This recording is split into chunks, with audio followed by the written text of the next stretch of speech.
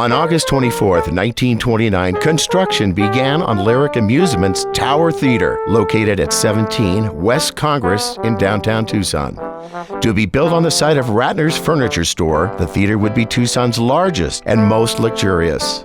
The Tower was designed by California architect Eugene Durfee, his second theater following the Grand Theater in Douglas, and was planned to be both a vaudeville performance hall and a movie palace. The decor, a unique Art Deco rendered in southwestern colors, was described as Spanish modernistic by the media of the day. In September of that same year, officials from the national Fox Theater chain visited town with the goal of opening their own theater in Tucson. Following several meetings with the Dimos family, owners of Lyric Amusements, the Tower became the Fox. As construction was already underway, small decorative modifications to the decor were the only changes to Durfee's original design. Following 8 months of construction, and at a cost of $300,000, the Fox was ready to open for business on April 11, 1930. Fox Theater officials and the stars of the premiere film MGM's Chasing Rainbows arrived in Tucson from Los Angeles via train. The entire city of Tucson was invited to the opening night party, which featured 4 bands, a live radio broadcast, a street that was waxed for dancing, and 2 showings of the film. By the end of the evening, 10% of Tucson's population had seen the Fox and attended the opening night events, and many more had witnessed the spectacle on Congress Street. Fox Theater number 501 was open for business. Following opening night, the Fox quickly became the heart of Tucson. Films changed almost daily, with every major release showing on the Fox screen. Beyond film screenings, events included cooking schools, fashion shows from Steinfeld's department store, holiday programs, and other community events. Several world premiere film screenings would take place at the Fox, including King Vidor's Billy the Kid in 1932, The Gay Desperado in 1936, Let Freedom Ring in 1942, Chicken Every Sunday and Arizona in 1949, and The Deadly Companions in 1961. Other events included Halloween screenings and giveaway nights with automobiles or large cash jackpots on the line. Whatever was happening, the grandeur of the building made every type of event a special occasion, shaping lifelong memories and fostering a connection with the community. In the years between 1930 and 1945, the Fox was the place to be. One of the most important legacies of the early days of the Fox was the Mickey Mouse Club. Started as a theater-based Saturday morning club in California in 1929, the idea soon spread to nearly every Fox theater in the United States. The first official event in Tucson was a Bring Your Dog to the Fox Day, which was attended by over 1,500 kids and their dogs. Themed events, games, contests, live stage activities, and a racially integrated audience made the program wildly popular, accessible for all, and the source of many cherished memories for generations of Tucsonans. By 1948, more than 20,000 Tucson kids had become official club members and logged 1 million visits.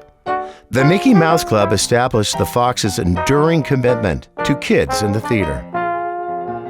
But as television took over entertainment from the movie theaters, the television version of the Mickey Mouse Club began, and the Fox's Saturday Morning Club became a Saturday generic cartoon show. When I first came to the Fox Theater in June of 1958 as an 8-year-old kid from summer camp, I remember the grandeur of the theater and how the immensity of it, because it still seems that way today. I don't remember the movie. I do remember there were cartoons, and I vividly remember 1,000 other screaming kids in here, and I had a blast. By the time the Mickey Mouse Club was ending its 25-year run, the face of downtown Tucson was also changing. Expansion to the northwest and eastern ends of Tucson began to pull people away from the city center. With the advent of CinemaScope and the film The Robe, the Fox's stage became unusable for live performance due to the enlarged and permanent screen. Despite several remodeling jobs, the theater's programming was soon reduced to promotions such as 3 kung fu movies for $1 and low-budget horror films. The final screening on June 18, 1974 featured a re-release of The Godfather, Badge 373, and The Lady Sings the Blues. After 44 years of bringing Tucsonans together, the Fox closed its doors. Almost immediately, people dreamed of a way to revive the Fox as it sat boarded up waiting for downtown redevelopment. From 1980 through 1990, several groups made attempts to gain control of the property. None of the groups were successful, and the building remained empty. Even as the building began to deteriorate and a demolition estimate was delivered, a group of homeless people took up residence. At one point, more than 40 people built a community within the otherwise abandoned walls and called the Fox home. When the city of Tucson decided to focus redevelopment efforts on the equally threatened Temple of Music and Art, the Fox was left to the elements and continued to decay.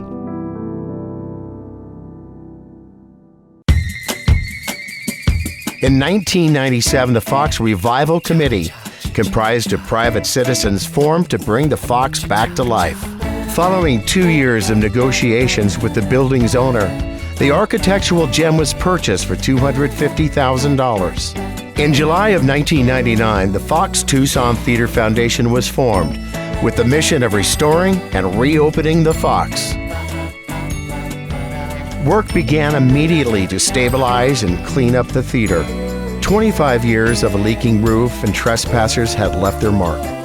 Thousands of volunteer hours and hundreds of dumpsters of debris later, the original grandeur of the Fox began to be uncovered. I remember when we would be in there pulling up the carpeting and knocking down the walls, the dust would be so thick that we could hardly see 3 to 4 feet away from us, the other person working, because it would be so thick in there. It's a really old popcorn box. Fresh popcorn, Fox West Coast Theaters, the place to go. A little gold mine under all this stuff. We found out we had to lower the orchestra pit and had to use jackhammers to get the cement out of there. It turned into surprise after surprise.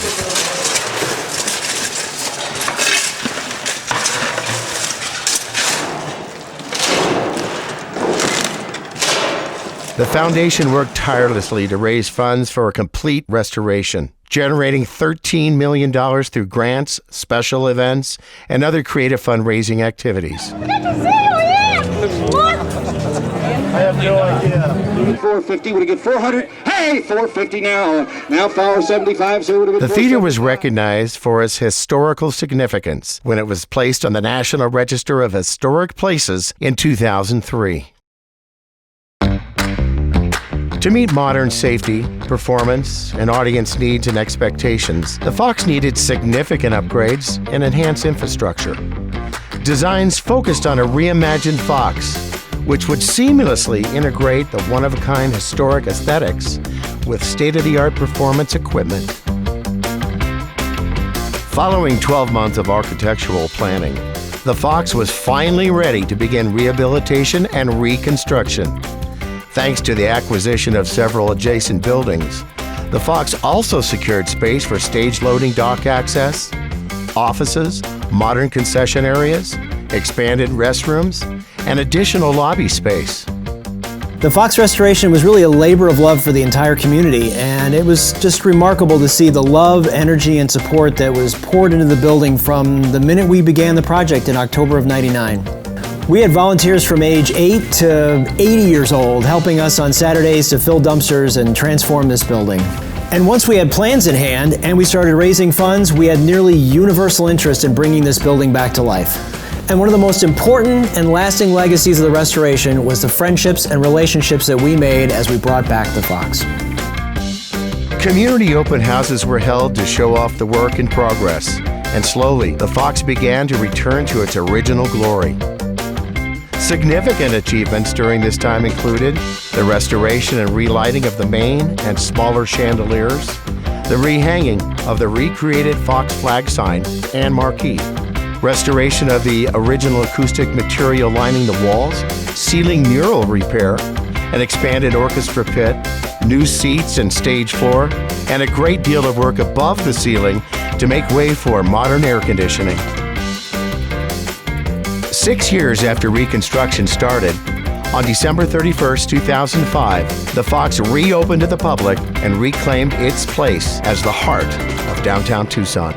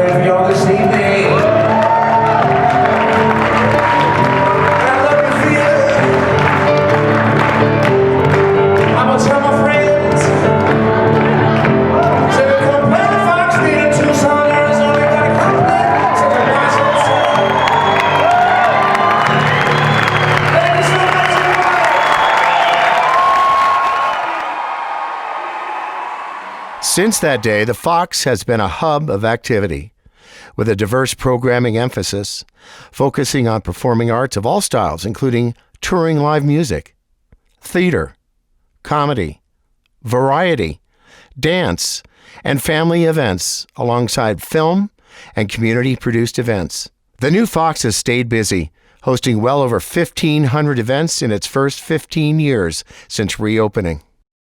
Many major performers have graced the Fox's new stage, including Pat Metheny, Lyle Lovett, David Crosby, Joan Baez, Vince Gill, Jeff Bridges, Winona and the Big Noise, Steve Martin, Judy Collins, B.B. King, Emmylou Harris, Cyndi Lauper, and many, many more. In early 2020, the Fox board named its newest and first female executive director, Bonnie Schock. Schock's 30-year career in the performing arts and passion for historic theaters made her the right fit to guide the rapidly growing organization into its next chapter. 15 short years after the vision to reopen became a reality, the Fox is on the verge of welcoming its 1 millionth visitor and has emerged as a center of the contemporary performing arts scene in southern Arizona.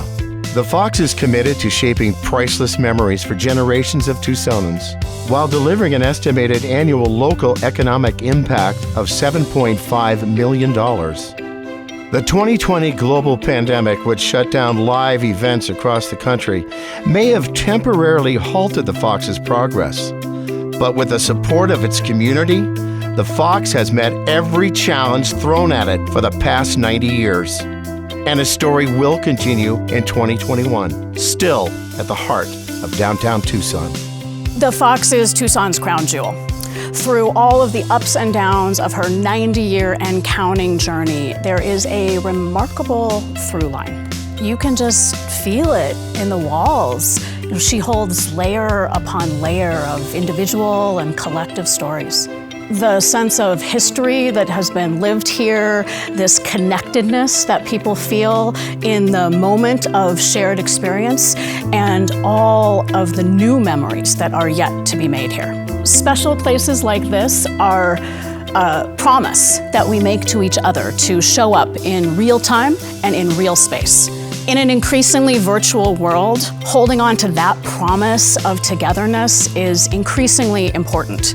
The first film to play at the Fox in 1930, in the midst of the Great Depression, was Chasing Rainbows. It's a little-known film now, but it is a beautiful and fitting metaphor, chasing after rainbows. That's what I see in the past, the present, and the future of the Fox. It's an enduring legacy of hope and possibility, of community resiliency and determination, of a commitment to this promise of togetherness and the joy of shared experience. We are ready to write the next chapter of this story for generations of Tucsonans to come, because this is irreplaceable.